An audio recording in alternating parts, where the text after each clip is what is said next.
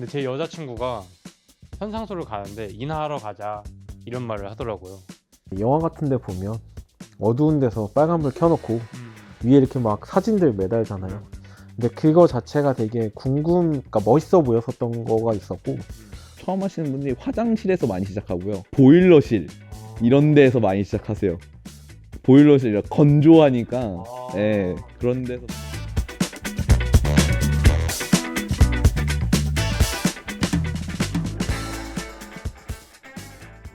아이고 굿.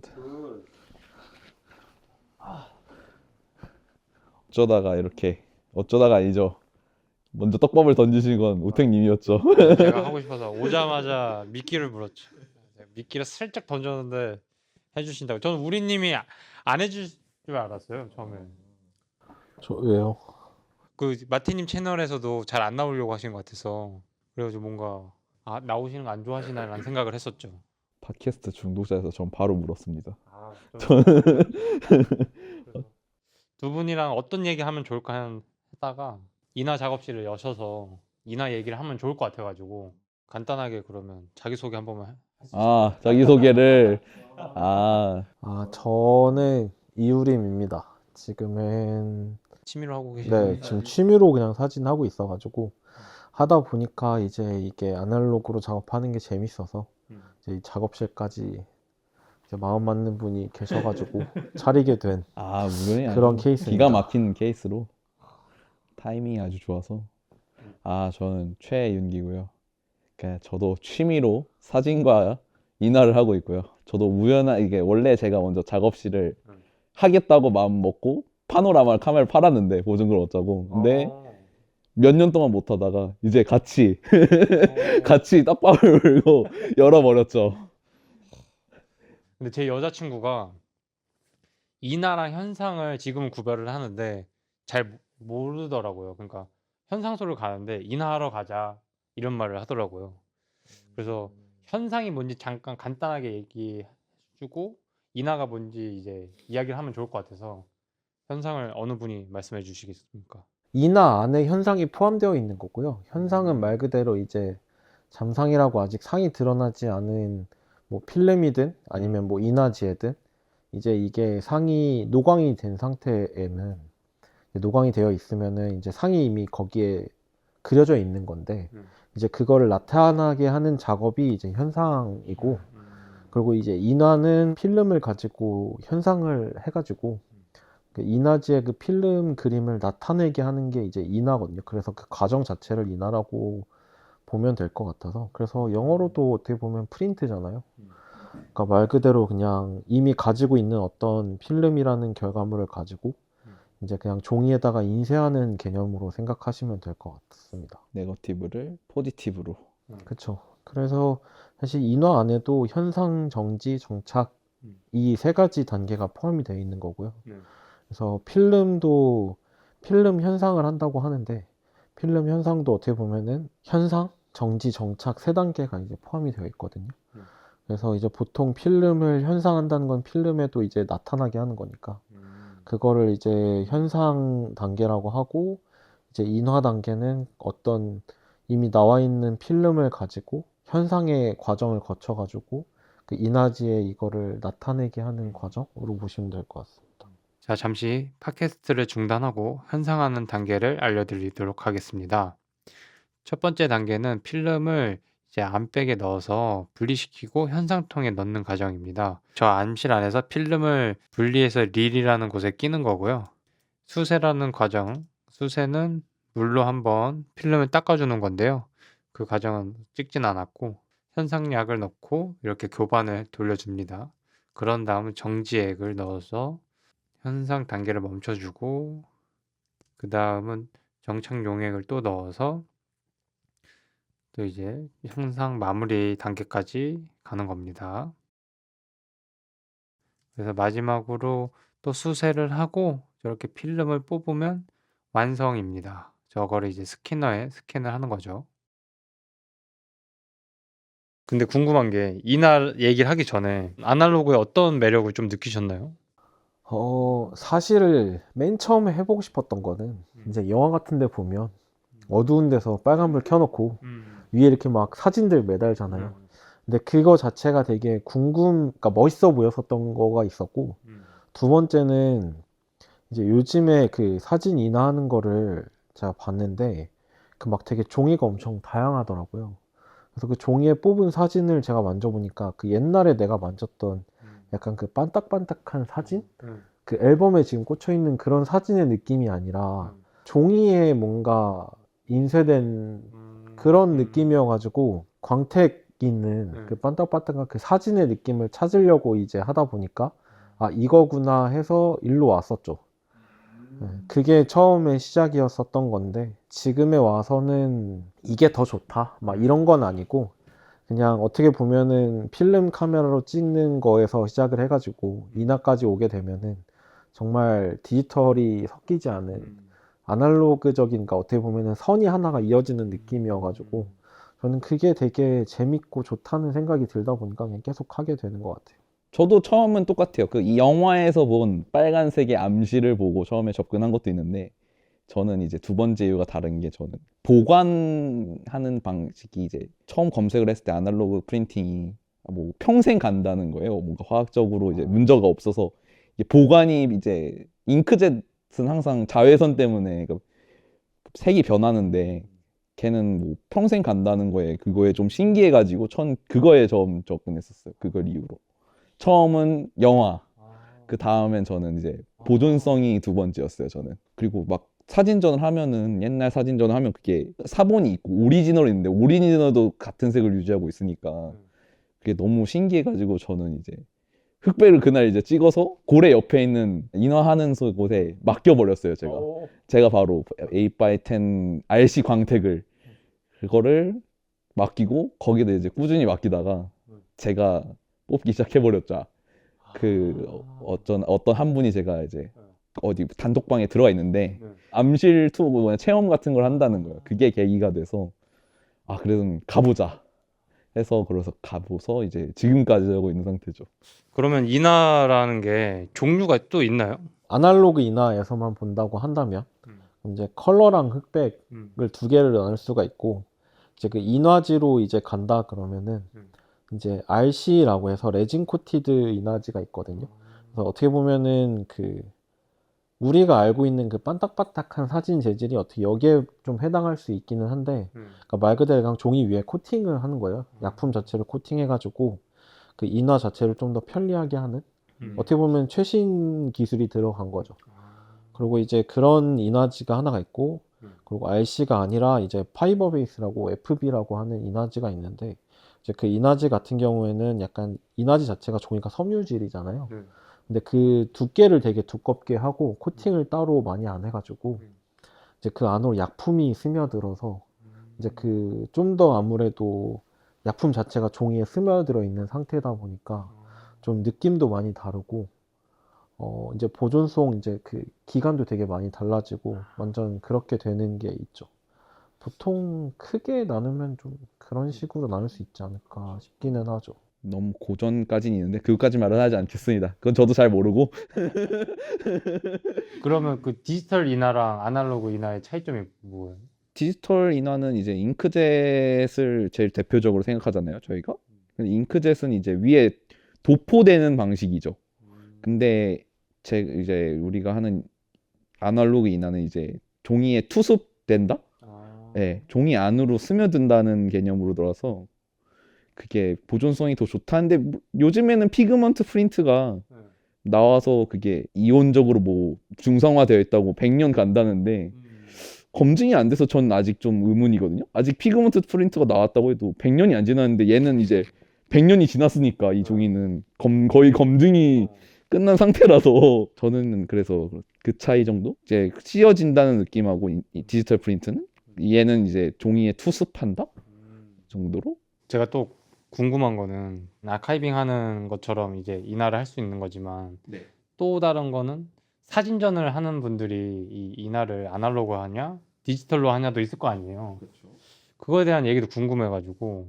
그거는 사실 이제 결과물적으로 보는 경우가 많기는 한데 제가 봤을 때는 취향 차이인 것 같긴 해요. 그러니까 이분이 아날로그로 현상된 거를 선호한다. 그러면은 그냥 아날로그로 해가지고 전시를 하는 거고, 이제 디지털 작업을 하는 거를 선호한다? 그럼 디지털로 이제 가는 거죠. 그래서 필름도 사실 이제 요즘에 스캔 많이 하잖아요. 그래서 스캔을 하면 어떻게 보면 디지털화 시키는 거니까, 그럼 디지털로 뽑을 수 있거든요. 근데 이제 그게 아니라 필름 그 자체로 가지고 이제 아날로그 인화하는 방식을 한다. 그러면은 이제 그 둘로 나눠지는 것 같아요. 사실 그게 뭐가 좋다, 안 좋다, 막 이런 거는 솔직히 아무리 봐도 진짜 개인 취향에 가까운 것 같고, 거의 개인의 네. 영역이기 때문에 그거는. 다만 이제 다른 점이라고 한다면은 제가 경험상으로 이게 어쨌든 필름을 디지털화하는 과정에서 그게 이제 데이터가 연속된 값은 사실 아니잖아요. 근데 그러다 보니까 이게 디지털화 했다가 프린트하는 거랑 그냥 프린트하는 거랑은 차이가 조금 있기는 한 것 같아요. 그러니까 그냥 필름 자체의 느낌을 살리는 거는 아날로그 프린트가 조금 더 약간 괜찮아 보이는 것 같고, 개인적인 생각입니다만. 그거를 디지털로 스캔을 하는 거는 아무래도 이제 필름 자체에 가지고 있는 데이터를 스캐너가 되게 잘 잡아주다 보니까 이제 그거는 조금 장점은 있다고 봐요.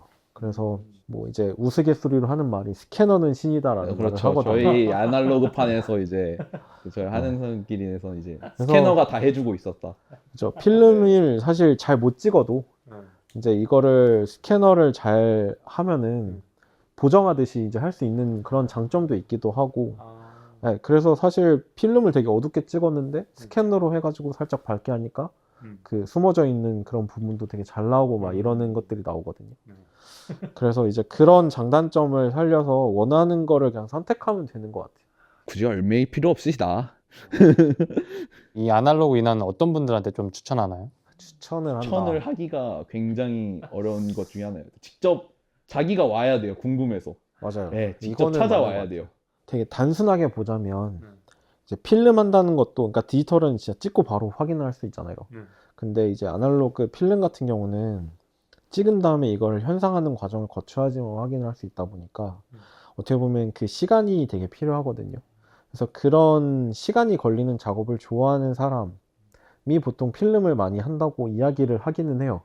근데 이게 인화로 가면은 사실 조금 이야기가 달라지는 게, 그런 사람도 이 인화를 재미없어 하는 경우도 있고, 오히려 그런 거 되게 빨리빨리 보는 걸 좋아하는 사람인데도 인화하는 걸 되게 재밌어 하는 사람도 있거든요. 그렇기 때문에 막 한 번 정도는 사실 체험하는 건 전 나쁘지 않다고 생각을 해서, 네, 직접 체험을 해봤는데 이게 내가 너무 재밌다, 그래서 계속 하고 싶다 하면은 그때 이제 이분은 인화를 하는 걸 좋아하는 사람이니까 하는 게 맞는 것 같고, 그게 아니라 해봤는데 아 나는 이거 좀 별론 것 같은데 라는 생각이 들면은 그러면 그냥, 네, 스캔에서 멈추는 게 사실 가장 좋지 않을까 싶긴 합니다. 네. 이거는 정말 추천하기가 어렵습니다. 제가 데려오신 분들도 다 관심이, 일단 자기가 관심이 있다고 표시를 하시고 제가 데려간 것 뿐이기 때문에 장소로 자기가 직접 와야 돼요. 그러니까 자기가 직접 관심이 있다는 걸 주변에 하시는 분들이나 그런 분들한테 얘기 와서 해야지, 안 그러면 좀 힘들더라고요, 거의. 그러니까 한 번 체험하러 오신 분들이 거의 다 튕겨져 나가세요, 거의 다가. 처음에는 관심 있어 하다가도 한번 체험하고 나서, 튕겨져 나가시는 분들이. 네, 거기까지가 이제 끝인 사람들이 정말 많다 보니까 제 주변에서도 사실 한번 체험해보고 지금까지 하시는 분이 한 분? 두 분? 그 정도밖에 사실 안 돼가지고. 저는 이제 두 분, 우림님하고 아, 그쵸. 저도 이제 윤기님 소개로 제가 이제 소개해 준 거기 때문에 가기 제가 하고 있는 시작해가지고 상태에서 거기서부터 계속 해온 같이 하는 거여가지고. 곳이 있다, 할 수 있는 곳이 있다 해서 제가 소개를 시켜줘서 여기까지 오게 됐죠. 근데 이런 스튜디오도 스튜디오인데 이 장비가 또 필요하잖아요. 장비는 보통 인화할 때 뭐가 필요한 거예요, 좀? 두 가지 프로세스로 좀 나눌 수가 있을 것 같은데요. 하나는 이제 그 인화지에 노광시키는 단계가 있고, 그리고 또 하나는 그거를 인화하는 단계로 나눌 수가 있거든요. 그래서 사실 노광시키는 단계는 이제 확대기가 필요하죠. 그 확대기에는 이제 딸려 있는 게 보통 타이머라고 해서 이제 그 확대기가 필름에다가 빛을 쏴가지고 그 필름을 통과해서 인화지에 이제 이 빛이 도달하는 거를 하는 역할을 하거든요. 근데 이제 이거를 얼마나 오랫동안 빛을 쐬느냐, 뭐 카메라에서도 사실 뭐 셔터입니다, 셔터 셔터. 스피드 생각하면 될 셔터입니다, 것 셔터. 같아요. 네. 그래서 이제 그런 걸 조절하는 타이머라는 게 있어가지고 보통은 이 확대기랑 타이머가 이제 여기에 속하죠. 이렇게 인하할 때 이제 필요한 게 뭐 더 필요하다 그러면 이젤? 이젤? 네, 뭐 분할 이젤이라고 해가지고 인화질을 이제 고정시키는 역할을 하는 게 있어요. 그래서 필름을 아무래도 확대를 할 수 있다 보니까 필름 확대기다 보니까 이제 빛을 쏘는데 내가 원하는 크기로 만들 수 있는 거죠. 근데 이제 그 크기로 만들었을 때 내가 이쪽 부분은 잘라내고 싶다. 막 자르기 있잖아요. 그런 것처럼 잘라내거나 아니면은 그 인화지 자체를 고정하는 역할을 하는 이젤이 있어야 되고, 노광 프로세스에서는 이제 확대기, 뭐 타이머, 이젤, 뭐 한 이 정도가 보통 필요한 것 같고, 이제 인화하는 과정에서는 보통 많아야 한 2개? 한 3개 정도면은 사실은 되기는 하죠. 네. 이게 간단하게 하면은 이제 요 바트라고 하는 이제 약품을 담을 수 있는 통이 있고, 요 이제 집게가 있거든요. 그래서 이 2가지가 있어야 되는데, 바트 안에다가 이제 약품을 담잖아요. 그래서 이것도 아까 말씀드린 것처럼 현상, 정지, 정착 3가지 이제 3베스의 이제 그런 프로세스를 가지게 되는데, 각각에서 필요한 이제 집게, 인화질을 집을 수 있는 집게가 필요한 거죠. 그래서 여기에 이제 인화질을 담궈 가지고 약품 속에다가 뭐 현상한 다음에 이 집게를 들어서 정지에다가 놓고, 그럼 이제 정지에 있는 집게로 이제 그거를 들어가지고 정착에다가 옮겨주고, 그러니까 이런 과정을 겪으니까 사실 준비물은 그렇게 많이 필요한 것 같지는 않아요. 뭐 많아야 한 5-6개? 우리 확대기 아까 그거에서 렌즈를 빼먹었네요. 뭐 렌즈를 확대기에는 렌즈가 당연히 포함되어 있다고 저는. 아 그런가요? 아 생각을 하고 그거를 있어서. 안 파시는 같이 안 파시는 분들이 있기 때문에 아. 예, 요즘 트렌드가 바뀌어서 파는 분들의 그거를 또 안 팔아요, 같이? 예, 안 팝니다. 요즘에 트렌드가 바뀌어서 사실 그렇게 세부적으로 들어가면 할 얘기가 좀 많기는 하죠. 네, 뭐 확대기에 렌즈도 필요하고, 거기에 이제 뭐 다계조 필터라 그래서 뭐 이제 그 대비를 조절할 수 있는 필터가 있거든요. 그래서 뭐 그런 필터도 있어야 되고, 그리고 이제 뭐 밀착하는 데 써야 되는 뭐 유리나 뭐 이런 것들도 있어야 되고, 사실 그런 것들로 들어가면 좀 많긴 한데, 사실 그런 거는 주변에서 쉽게 구할 수 있는 것들이 많아가지고, 쉽죠. 쉽긴 하지. 네, 렌즈가 포함되어 있다는 전제하에 그냥 확대기, 뭐 이젤도 사실 있으면 좋은 건데 없으면 테이프 붙여서 해도 사실 하거든요. 그거 한 네. 진짜 옛날로 넘어가는 근데 뭐 있으면 편하니까 보통 이젤, 뭐 약간 타이머 이 정도는 무조건 있어야 되는 걸로 보통은 보는 거죠. 바트도 이제 없으면은 사실 그 음식 요리하는 데 쓰이는 그 스테인리스 바트 있잖아요. 그냥 그거에다 써도 사실 상관은 없기는 해요. 그러니까 정말 말 그대로 약품을 넣을 수 있는 통만 있으면 되는 거니까. 이제 어쨌든 그런 용도의 뭔가가 있어야 된다. 편의성이 증가하는 거니까. 그 공간도 사실 저희가 이렇게 크게 해놓은 것도 있지만, 실제로 이제 막 집에서 그럼 이런 거 집에서 못 하겠네 라고 생각을 하실 수 있잖아요. 근데 정말 한 평 정도 되는 공간만 있으면 어떻게 할 수 있기는 합니다. 그래서 실제로 그 이제 세기 PNC 같은 그런 곳에 가면은 이 인화용 텐트 같은 걸 팔아요. 다크룸 텐트. 네. 진짜 그 텐트가 사실 그렇게 크지 않고 진짜 한 평짜리 맞아요. 텐트인데, 그래서 확대기 작은 거 그냥 거기다가 놓고 그 옆에 그 인화 이 바트 같은 거 한 3개 정도 짧게 놓게 작은 거 놓고 해서 하는 거 용도로는 솔직히 집에서도 할 수 있거든요. 네. 이제 이게 커지고 막 뭐 장비가 늘 그렇듯이 장비 욕심이 나기 시작하면은 아, 여기도 있죠. 네, 여기도 그런 있거든요. 것들을 갖다 놓고 막 이러다 보니까 사실 공간이 커진다 이런 게 필요한다는 거지. 실제로 그렇게까지 막 꼭 필요한 거는 아니라고 생각을 합니다. 보통 남성분들이 이제 장비 욕심이 있듯이 여기도 이제 생기기 때문에 보통 많아집니다. 건조기도 있고 싶고 또 편의성이 증가하는 거니까. 아, 저도 처음에 그러니까 없어도 된다는 파였는데 우리님이 들여다보니까 제가 제일 많이 써요. 제가 제일 많이 씁니다. 없어도 되는 것들이 정말 많죠. 근데 이제 이거 있으면 편하다로 가면은 그럼 막 이거 필요하고 막 저거 필요하고 막 이러는 건데, 사실 이런 것들이 다 있어야만 할 수 있다고 생각하는 사람들이 되게 많더라고요. 근데 사실 그런 건 아니고 그냥 정말 이 정도만 있어도 사실 시작할 수 있다라고 생각을 하면은 좀 접근성이 되게 좋아지는 것 같아요. 처음 하시는 분들이 화장실에서 많이 시작하고요. 보일러실 이런 데에서 많이 시작하세요. 보일러실 건조하니까 예, 그런 데서 많이 시작하고 이제 집에서 한다라고 했을 때 보통 화장실?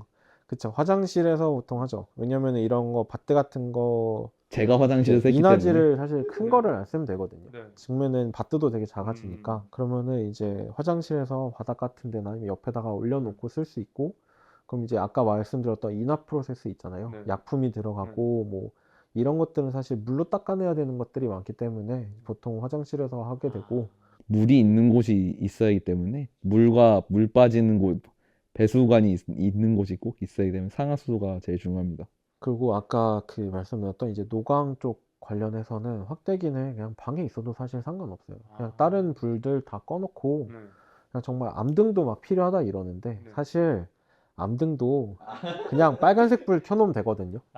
네, 정말 새빨간 그 빨간색 불 켜놓고 그러고 나서 그냥 좀 멀리만 떨어뜨려 놓은 다음에 그냥 보이는 한에서 이거를 작업을 한 다음에 그 이나지 어차피 밖에 다 불 꺼놓고 화장실로 바로 들어가서 이제 거기에 화장실에서 이렇게 인화하면 되거든요. 아, 제일 중요합니다. 빛이 없는 곳에서 하셔야 됩니다. 그 아무 데나 두신다고 막 진짜 아무 데 두시면 안 되고 빛이 없는 곳에서 하는 게 됩니다. 방에 불 꺼놓고 그 인화한 다음에 그 인화지 들고 복도에 불 켜져 있는데 거기 다 들어갔다가 화장실에 불 꺼져 있다고 화장실 들어가서 인화하면은 이미 다 노광된 상태거든요. 이미 검은색 김이 인화 네. 출력되어 있습니다. 그럼 빨간색 불은 왜 괜찮은 거예요? 인화지는 그 빨간색 등에 좀 빨간색 계열 등에 감광이 안 되도록 만들어져 있어요. 그래서 빨간색 엠버, 그러니까 호박색부터 빨간색까지는 감광이 안 돼요. 물론 암등의 와트수가 높으면은 이렇게 감광이 될 수 있는데 그쪽에서는 이제 안정 범위로 만들어 놨습니다. 네. 그래서 감광이 되지 않는다. 물론 거리와 와트수, 그러니까 빛의 세기에 따라서 감광이 될 수 있을 거다. 그렇죠. 뭐 예를 들어서 빨간색 불 가지고 진짜 인화지 위에서 이렇게 왔다 갔다 하면은 될 수도 있거든요. 그래서 보통은 이제 1.5m를 이야기를 하긴 하더라고요. 그래서 1.5m 바깥에 이제 광원이 있어야 된다라고 이야기를 하는데, 이제 그런 거는 사실 그냥 좀 멀리 떨어뜨려 놓고 네, 그러고만 있으면 사실 큰 상관은 없는 것 같아요. 이게 막 정말 내가 뭐 전시를 해야 된다 이러면은 그걸 전문적으로 해주는 곳에 맡기는 게 사실 맞는 거고, 이제 본인이 하는 거는 이제 어떻게 보면은 취미 생활인 경우가 많기 때문에 이제 그런 것까지 이제 막 신경 써서 하기에는 사실 쉽지 않은 것 같거든요. 대신 이제 불빛은 빨간색, 그러니까 단파장이 이제 그런 불빛이나 아니면은 거기서 조금 더 가도 되면은 그 인화지 중에 멀티그레이드라는 인화지가 있거든요. 이제 요 인화지까지는 엠버는 괜찮다고 이야기를 하더라고요. 엠버색의 그 세이프라이트라고 하는데 네, 암등이 그렇게 이야기를 하거든요. 그래서 이제 그 정도까지 불빛, 대신 불빛도 막 너무 세고 뭐 200와트짜리 막 이런 거는 너무 밝으니까 할로겐 램프, 그러고 말고 진짜 막 한 뭐 3와트, 5와트 이하로 되는 그런 불빛이 그냥 방에 좀 은은하게 퍼지는 정도? 반사돼서? 네, 그냥 그런 거는 사실 직사광선으로 쓰면 안 돼. 직사광선으로 쓰면 되고 또 부딪혀가지고 하는 빛으로 하는 게 제일 안전하고 인화를 입문하는 과정이 약간 추천할 만한 게, 맡겼던 필름을 인화해주는 업체를 가보고 그 실물 한번 보고 우와 이거 신기하다 하면 직접 체험할 수 있는 곳을 가는 그런 루트가 좀 괜찮나요? 그것도 사실 나쁘진 괜찮고요. 않죠. 나쁘진 네. 않아요. 직접 결과물을 보고 판단하는 것도 좋고, 그런 것보다는 사실 체험을 하는 게 사실 제일 좋긴 한데, 근데 어쨌든 모든 사진, 사실 제가 디지털로 찍은 사진도 마찬가지지만 사람들이 보통 인화를 잘 안 하거든요. 그러니까 뭐 이제 현상소 가서도 사진 뽑아주세요 잘 안 하고 그냥 스캔만 해서 가져가요. 근데 그거 절대 다시 안 본단 말이에요. 보통은 그냥 핸드폰 들어있는 상태로, 아니면 내가 뭐 메일로 보냈으면 그 메일에 있는 상태로 거의 다 안 보고 나중에 됐을 때 막 뭐 생각나면 그때서 이제 찾아보는 정도밖에 안 된단 말이에요. 그래서 차라리 저는 그거를 현상소에 이제 인화를 좀 해달라고 해서 사진을 직접 뽑아서 보시는 걸 보통 추천은 하기는 해요. 근데 그게 좀 돈이 많이 들어서 힘들다.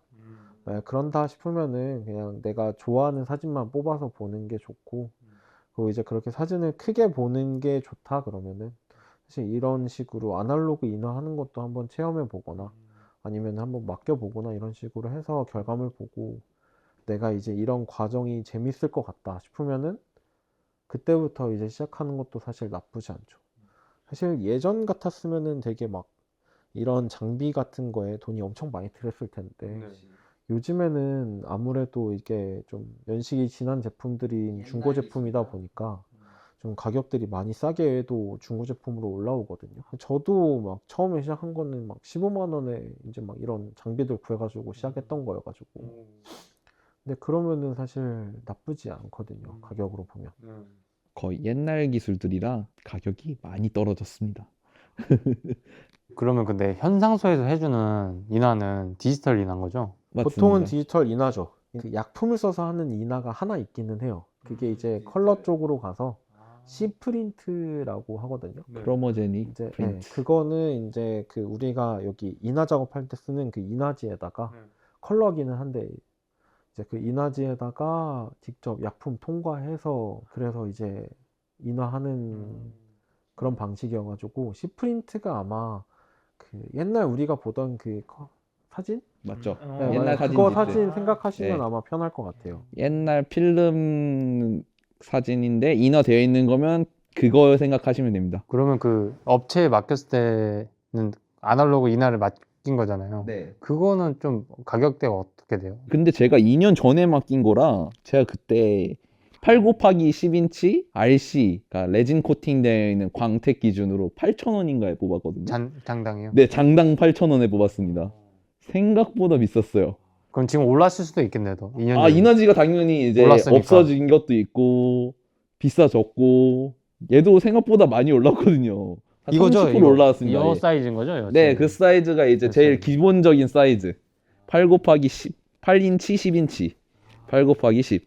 여기서부터 제일 스타트. 아, 이게 시작. 아니 다 이제 작은 있는데, 것도 있어요. 작은 작은 거는 거 이제 있는데 뭐 그거는 따로 57 뭐 사이즈도 있고 인화를 한다고 네. 하면 거의 이제 기본적인 보통은 사이즈. 주로 사용하는 게 주로 약간 사용하는? 이 8 곱하기 10인치 사이즈를 사용하죠. 뭐 이거보다 크게 가면은 11 곱하기 14인치도 있고 16 곱하기 20인치도 있고 뭐 20 곱하기 24 대전지, 네, 전지 전지 사이즈까지. 사이즈도 있죠. 이제 그거보다 커지면은 본인이 이제 직접 막 전지 붙여서 사용하고 막 이러는 분들도 있는데 전지 붙여 쓰는 분도 있고 아니면 롤을 사가지고 자기가 원하는 길이만큼 잘라서 사진집을 아날로그 인화한 걸로 또 만드나요? 만드는 경우도 있습니다. 있죠. 한 분이 실버 젤라틴으로 다 인화지 사진집을 만들었더라고요. 100장의 사진을 뽑는다. 그럼 실수 없이 뽑아도 100장에 20만 원이거든요. 지금 최소 20만 원? 최소 20. 네, 뭐 좀 비싼 종이를 쓴다면 막 30만 원, 40만 원 올라가니까.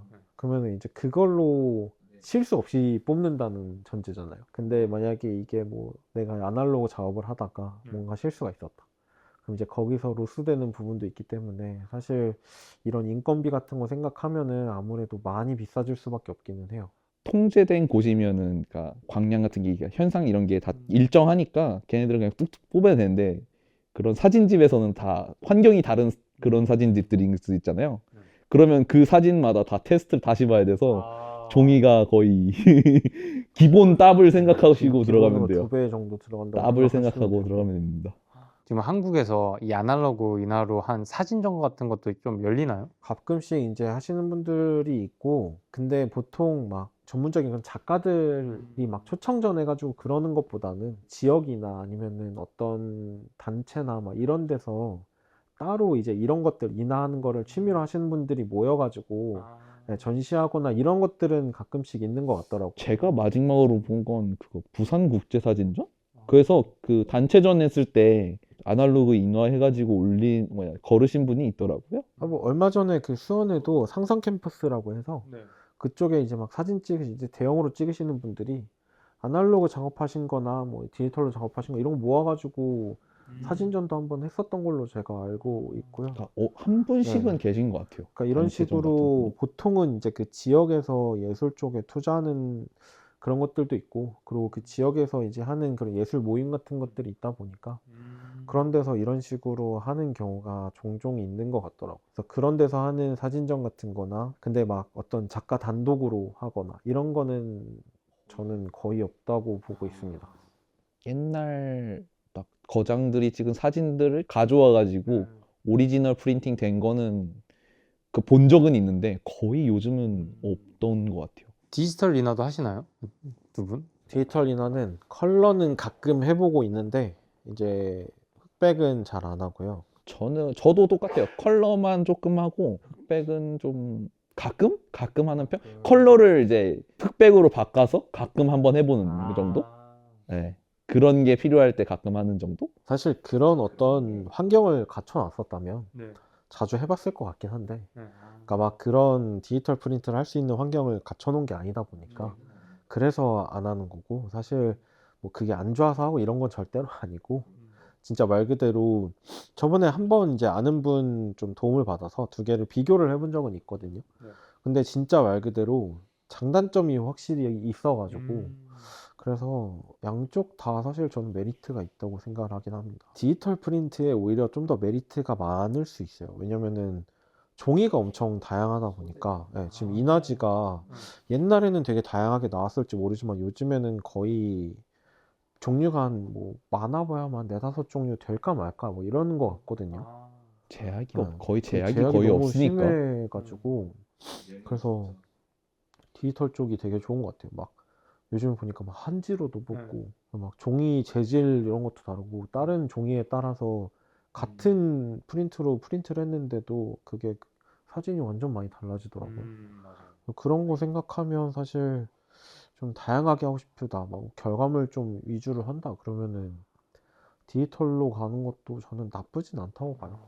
아까 말했듯이 이거는 진짜 취향 문제인 거여가지고. 이게 많이 선택지가 없군요. 아날로그 인화지가. 저희가 정할 수 있는 건 사이즈랑 광택, 무광, 반광 이것 정도 회사 자체가 정해져 네, 있으니까. 많지 않아요. 이제 지금 뭐 나오는 거랑 해봐야 뭐 켄트미어, 일포드, 엘리드는 이미 단종된 걸로 알고 있고 중국에는 있는지 사실 잘 모르겠는데 사실 일본에서도 많이 쓰는 게 보통 실버 크롬. 그런 거 쓰는 걸로 알고 후지도 있습니다. 옛날에 만들었는데 후지는 진작에 단종했고. 후지는 지금 컬러밖에 안 만들고요. 흑백은 제가 못 봤어요. 찾아봤는데 흑백을 저기 그 도쿄 카메라 스타일 그 아저씨가 많이 쓰세요. 후지 걸 좀 쌓아놓고 쓰시더라고. 근데 네. 단종된 거죠? 없어요. 아. 네, 단종된 거를 쌓아놓고 상태 괜찮은 것만 쓰시더라고요. 얘가 단종된 거잖아요, 그러면. 엘리드가 없어졌습니다. 40년 됐죠. 구하신 거구나. 아니요, 그게 아니라 최근까지 나오고 없어졌어요. 네, 최근까지 나오다가 켄트미어가 이제 일포드 회사잖아요. 밑에 그룹으로. 그 회사가 이제 너무 싸게 내다 보니까 엘리드가 경쟁력이 밀렸나 봐요. 그래서 아예 단종시킨 것 같더라고. 저거는 이제 아직도 생산은 아니고 옛날 브랜드들. 그러니까 정말 뭐 예전에 나온 거라고 해봐야 뭐 이런 만들고 있습니다. 호마는 만들고 있는 거여가지고 이런 인트 아직 그 이나지 쪽에서 코닥에서도 사실 나왔었는데 이제 코닥은 안 나오죠. 12년도에 없어졌기 때문에 고닥이. 이것도 이제 원래 나오던 업체가 있었는데 이것도 지금 안 나오거든요. 켄트미가 제일 싸니까 이거에 얼마고 몇 장이 들어가 있어요? 100매 13만 2천 원입니다. 그러면 여기서 제일 비싼 건 뭐예요? 제일 비싼 거? 거는 사실 일포드의 웜톤지? 웜톤지가 있죠. 저걸 보여드릴까요?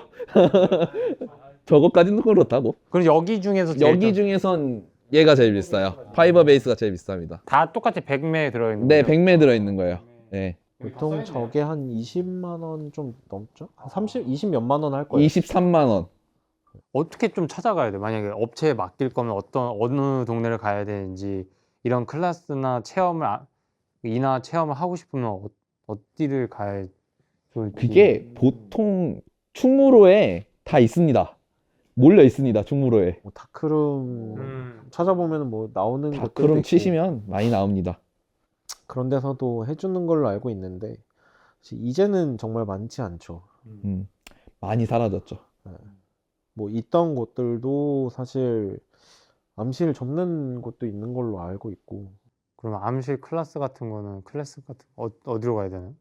그걸 장소를 언급해줘야 되나요? 그거는 그거는 직접 이렇게 두 분한테 DM을 보내면 뭐 되나요? DM DM 주시면은 알려드릴 수는 있죠. 제가 소개는 그러니까 해드릴 수 있습니다. 이게 뭐 비밀이라서 못 알려준다, 막 아는 건데 일부러 안 알려준다 이런 게 아니라, 그러니까 그 그러니까 정말 말 그대로 이거를 해주는 업체들도 있는데 네. 이제 그런 데는 좀 많이 제한적이에요. 그러니까 많이 없기도 하고, 아니면 이제 개인적으로 그냥 뭐 정말 잠깐 뭐 클래스 이런 식으로 해서 체험할 수 있게 할 수 있는 곳들도 있긴 한데, 이제 그런 것들은 말 그대로 이제 막 지인 통해 가지고, 원래는 이제 그런 클래스 안 하시는 분인데 그냥 지인 통해서 해주세요 하면은 그냥 잠깐 해주시고 막 이러는 정도여 가지고, 그래서 사실 막 그 지금 막 공개적으로 막 알려드린다 막 이런 게 많이 없는, 그러니까 원래는 없는 거의 없는 거니까. 거네요. 예. 그 있어봐야 어디 있죠? 충무로 스튜디오 암실 아니면 뭐 자체 다크룸 서울도 하나요? 다크룸 서울도 해주십니다. 근데 거기 있는 사장님이랑 얘기를 해보셔야 돼요. 네, 그렇습니다. 거기 그렇고 뭐 아일랜드 66이 제일 대표적이 중에 하나죠. 네, 그 업체를 말한다면 뭐 지금 네이버 지도에 등록되어 있는 그 업체 한해선입니다, 방금.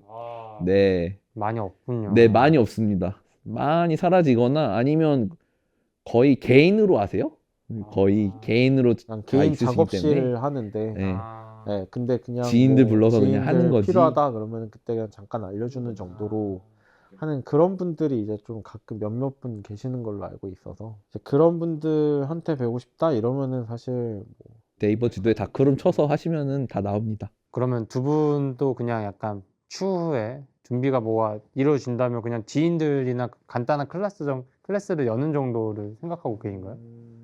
크게 생각을 해본 것까지는 아닌데, 만약에 한다 그러면 되게 막 정기적으로 하는 그런 거는 조금 힘들지 않을까 완전 싶고, 비정기죠. 예.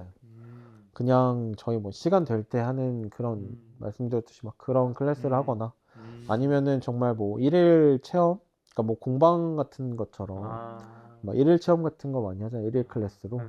이제 그런 걸로 해가지고 열어서 뭐 할 수 있지 않을까라는 생각은 하는데, 사실 거기에 대해서 되게 자세하게 생각을 해본 적은 생각해본 건 없어가지고. 없고 그리고 일단 저희 주말에 이제 직장인이기 때문에 주말에 놀기 바쁜데 알리고 싶진 않아요. 솔직히 하고 싶진 않아. 쟤 늘 것도 힘든데. 취미 공간으로 해놓은 거여가지고. 근데 약간 현상은 약에 반응해서 얘가 바뀌는 거는 못 보잖아요, 못 사실은. 보죠, 못 보죠. 근데 이나는 아까 하는 거 보니까 실시간으로 갑자기 종이에서 막 나와. 상이 드러나는 게 올라오죠. 보이죠. 아, 아무래도. 그게 아주 매력이거든요. 이제 그런 것들이 재밌어서 하는 것도 있죠. 뭐 필름도 가능한 필름은 있는 걸로 알고 있어요. 오르소 필름이라고 아, 해가지고. 걔는 이제 완전 단파장 빨간색에 반응을 안 하는 녀석이기 때문에 그거는 틀고 할 수 있어요. 빨간색 불 켜놓고 그냥 이런 통에다가 그냥 이렇게 필름 이렇게 흔들면은 상 떠오르는 거 볼 수 있긴 하거든요. 근데 이제 그거는 사실 구하기도 쉽지 않고. 아니요, 그게 나오잖아. 일포드에서 나오니까. 나오긴 하니까. 아, 이제 일포드에서 그거를- 나오긴 합니다. 네. 일포 나오긴 합니다. 그거를 이제 막 그 환경을 갖춰서 하는 게 사실 쉽지 않다 아, 보니까. 그건 그렇지. 네. 그거는 이제 암시를 차려놓은 사람이 재미로 하는 거니까. 뭔가 느낌은. 그래서 그냥 흑백 필름 현상은 사실 안 보이니까.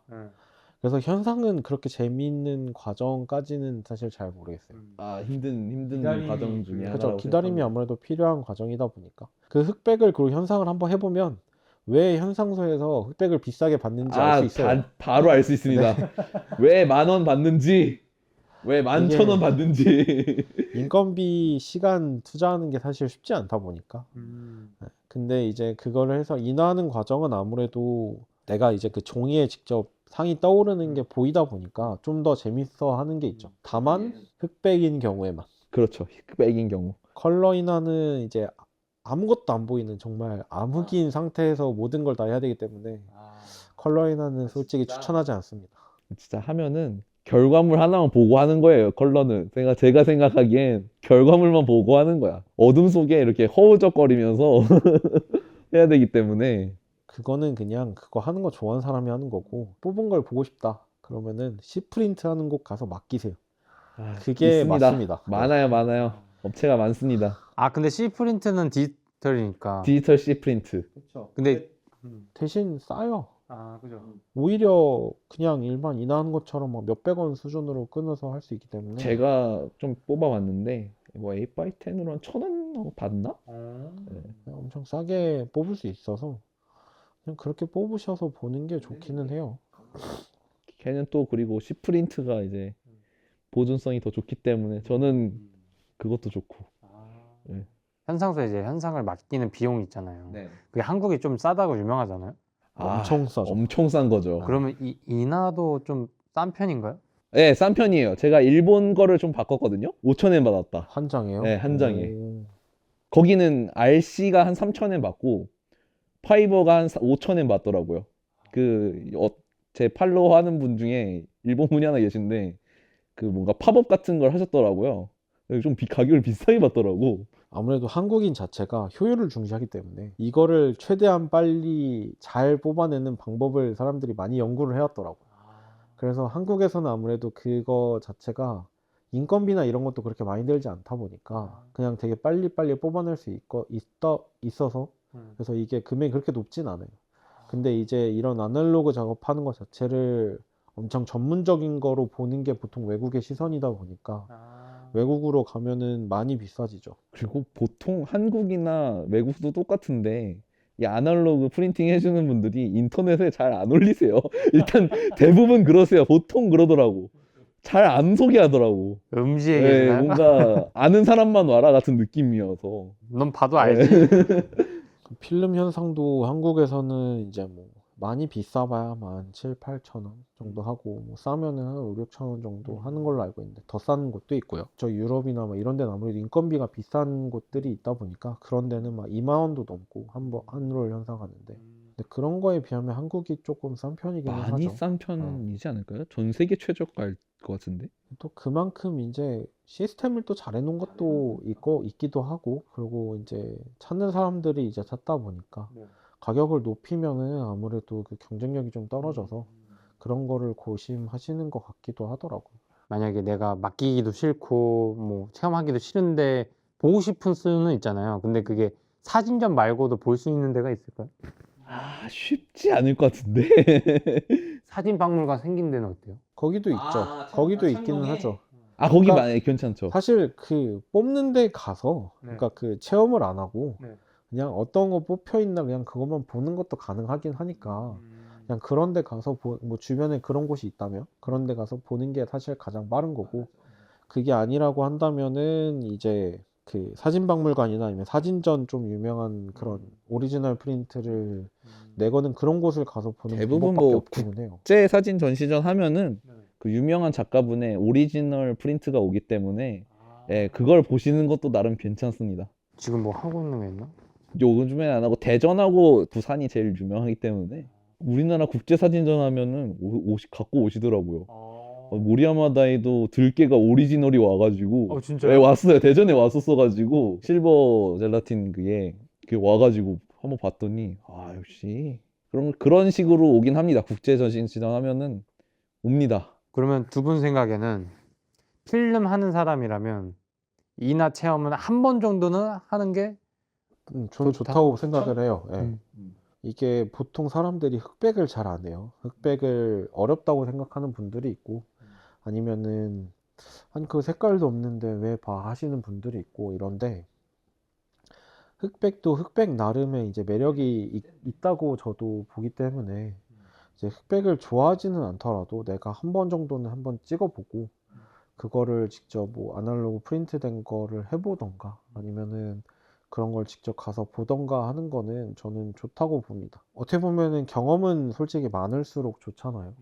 근데 그런 경험의 어떤 폭을 늘리는 거는 되게 저는 좋다고 봐서 흑백을 해봤는데 마음에 안 들 수 있죠. 그러면 그냥 안 하면 되는 거기 때문에 근데 한 번 정도 해보고 안 하는 거랑 아, 나 해봤는데 재미없어 라고 하는 거랑 안 해보고 아, 그거 왜 하냐라고 하는 거랑은 좀 다르다고 생각을 해요. 한 번은 정말 추천합니다. 한 번 정도는 해보는 거를 저도 추천을 해요. 이게 아무래도 아날로그랑 디지털이랑 차이점이 확실히 있기 때문에 이런 것들을 경험해보는 건 나쁘지 않아요. 그리고 스캐너가 많은 것을 해주고 있다는 깨달음을 한번 얻고 갈 수 있어요. 그러니까 나의 실력을 아주 적나라하게 보여주는 필름이 될 수 있기 때문에 예, 나의 노출 잡는 거와 뭐가 이렇게 한번 해보면은 아주 적나라합니다. 내가 이렇게 못 찍었구나라는 생각이 드는. 그렇죠. 제가 처음에 하고 그랬거든요. 아. 난 보일 줄 알았는데 하나도 안 보여서 놀랬었거든요 처음에. 네, 그거 저도 있어요. 저도 뭐 나름 잘 찍었다고 생각을 했었는데 네. 이게 인화 쪽으로 가면은 대신 그거는 있어요. 그러니까 막 내가 필름을 너무 어둡게 찍었다 그러면 이거를 아무리 뭐 살리려고 해도 사실 살리기가 어렵더라고요. 인화로 가면은. 근데 반대로 스캐너를 하게 되면은 조금은 더 간편하게 이게 어쨌든 디지털로 보정하는 거는 좀 더 쉽기 때문에 예, 괜찮은 사진이 나오긴 하거든요. 내가 봤을 때 좋은 사진이. 이제 막 그런 차이점이 있는 거라서, 그러니까 인화를 하는 사람들이 보통 찍는 사진들이랑 인화 안 하는 사람들이 찍는 사진들이랑 조금 다른 부분이 있는 것도 있는 것 같거든요. 네, 그래서 뭐 인화 하시는 분들 사실 사진 같은 거 보면 그 어떤 사람들 입장에서는 저거 왜 찍지? 이런 사진들이 되게 많을 수도 있어요.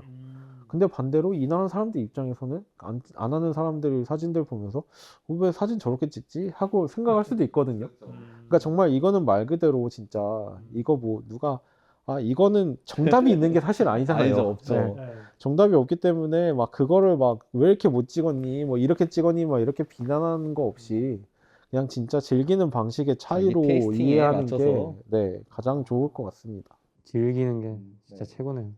거기서 개선하는 이제 좋아지는 모습이 그것도 재미가 있거든요.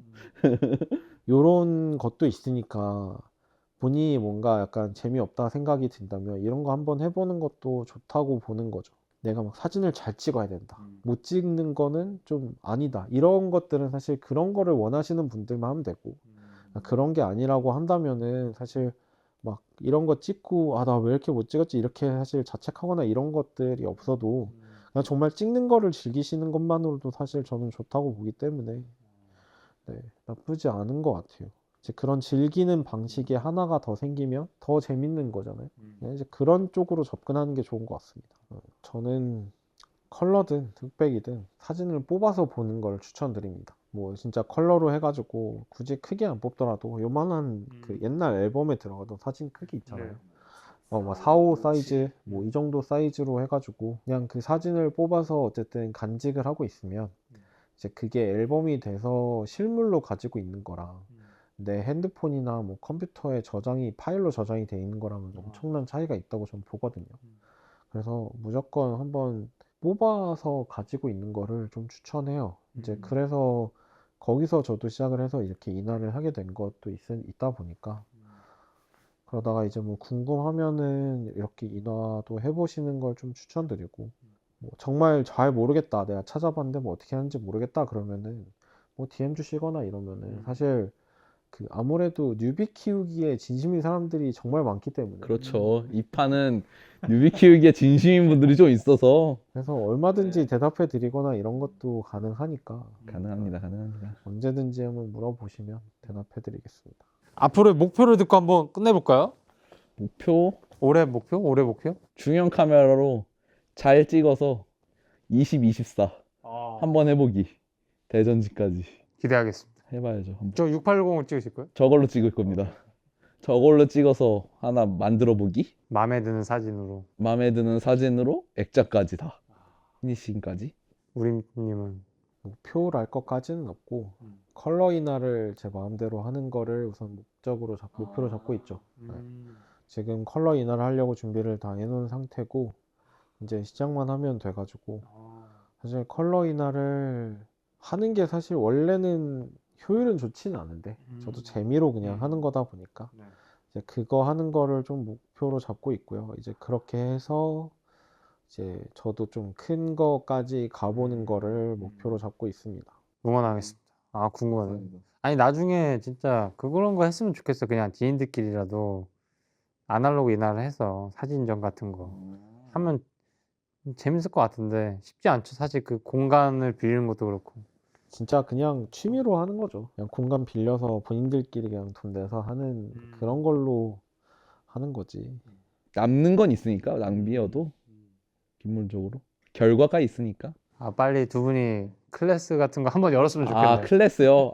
제가 또 그런 좀 클래스는 좀 아직 무서워서 클래스 하기까지는 사실 사실 제가 뭐 아는 게 그렇게 많지도 않고 누굴 가르친다는 게 옆에서 지켜보세요 정도. 지켜보세요. 그냥 하는 방법만 알려주고. 한 장 뽑아드릴게요. 아 여튼 그런 게 한번 해보면 아까 또 보니까 너무 신나더라고요. 기분이. 내 사진이 진짜 나오네. 아 오늘 팟캐스트 찍어주셔서 감사합니다. 고생하셨습니다. 혹시 마음에 드시는 거 있나요? 지금 이런 것도 괜찮고 이것도 괜찮고. 지금 아까 원했던 어떤 필름이 있잖아요. 네. 이제 그 필름을 이렇게 뒤집어서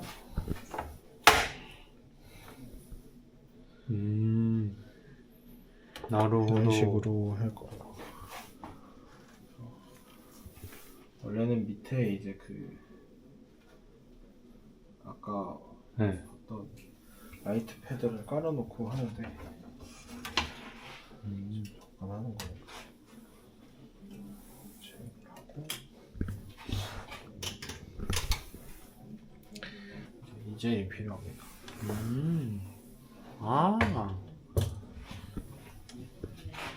지금 8x10 그러니까 8 곱하기 10에 맞게 하나 세팅을 해놓은 거예요. 네. 이따가 뽑아볼게요.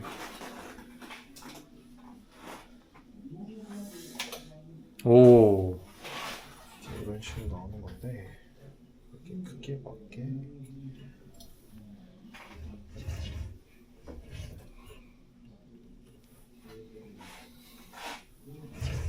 와. 와.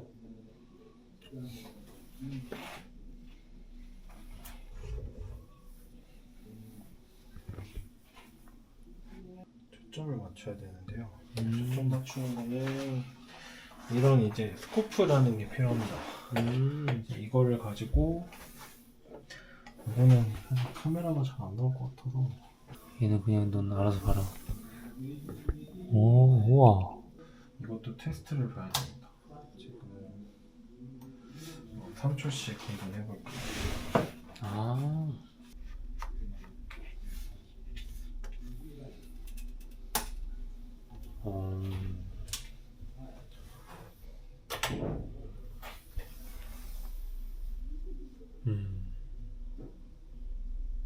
이건 뭐로 찍으신 거예요? 요거는 F6로 찍었습니다. F6도 있으세요? 지금은 없죠.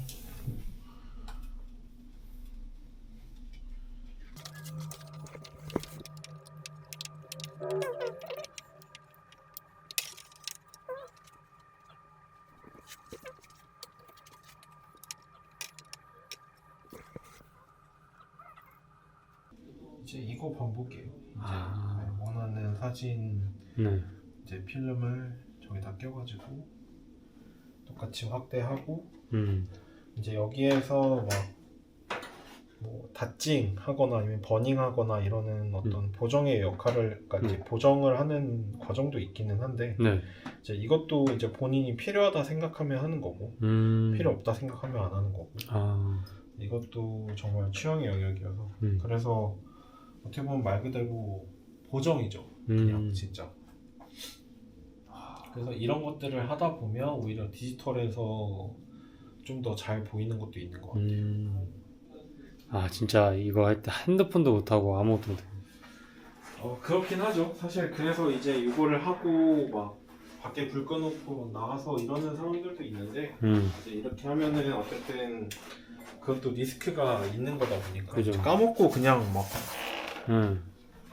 안 하시는 분, 뭐 주무시는 분, 막 이런 분도 있거든요.